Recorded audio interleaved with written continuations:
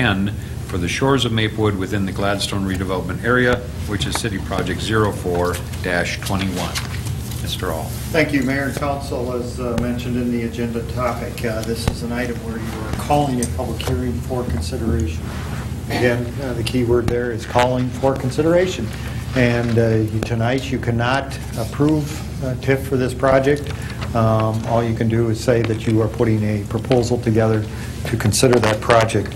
We have representatives here tonight from Springstead who will talk a little bit and give us some background. First, Council, I do want to apologize. We had an error and did not include the attachments in the packet. So there were 54 pages missing. I again apologize for all that. You should have that in front of you this evening. It simply was a... Now, the information that was missing from the council packet was then put into the packet that's on the internet. So if you are interested in this topic, please go to the city website and you can download the council packet, and within that you will find the information that's being discussed here on this program and also at the council meeting.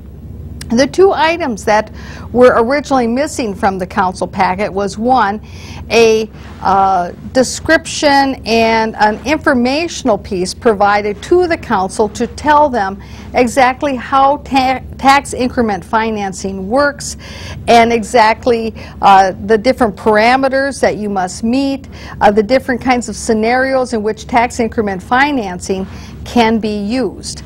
The other information that was not originally in the council packet was actually the document then that was drafted as a result of the tax increment financing that was granted about 2 years ago to Gethsemane for their senior housing project.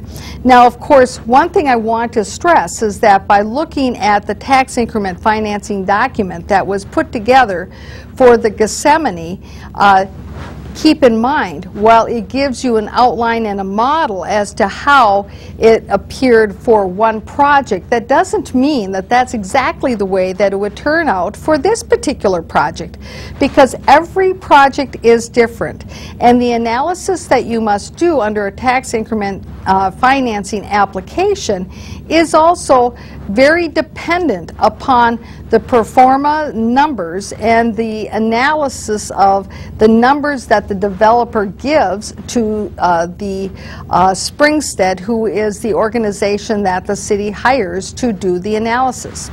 Now, one thing that I have always found very curious and interesting in this whole issue of tax increment financing when it comes to the city of Maplewood is that if a developer is looking to get tax increment financing, they fill out an application, and the application is rather simple to fill out. I happen to actually have a copy of the tax increment financing application that was filled out just recently for this proposal that's before the council today. And it's a very simplistic application. First of all, you just have information with regard to the applicant, who's the business, who's their legal counsel. Now, you should also note that the legal counsel for the developer who is looking to do the tax increment financing and asking for that at the tourist cabin site happens to be associated with the law firm of Kelly and Lemons. Kelly and Lemons, of course, is an offshoot of the law firm that was Kelly and Fawcett, who had been at one time the city attorney for the city of Maplewood. So, of course, the developer is using an attorney and a law firm that is very familiar with the city of Maplewood and with all of the players at the city of Maplewood as well, all of the top administrators.